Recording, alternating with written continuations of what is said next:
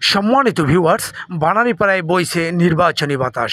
সেই বাতাসে ঝড়ের বেগে ছুটে চলছে মহিলা আওয়ামী লীগের ত্যাগী নেত্রী নাজনীন জাহান পলি, যিনি মহিলা ভাইস চেয়ারম্যান পদে প্রার্থী হিসেবে হাঁস মার্কা নিয়ে ভোটারদের বাড়ি বাড়ি কড়া নাড়ছেন।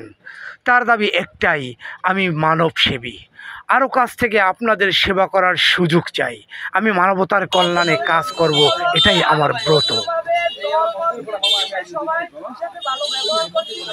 এবং বিগত দিন তাদের পাশে থেকে সহযোগিতা করছি, আগামীতেও আমি তাদের পাশে থেকে তাদের হাত ধরে উপরে উঠতে চাই। একজন জনপ্রতিনিধি তার সামনের দিকে আগানোর জন্য সে যদি জনগণের হাতটা শক্ত করে না ধরতে পারে, তাইলে সে সামনের দিকে আগাতে পারে না।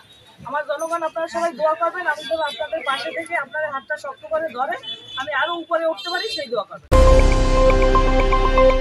Audio Jungle।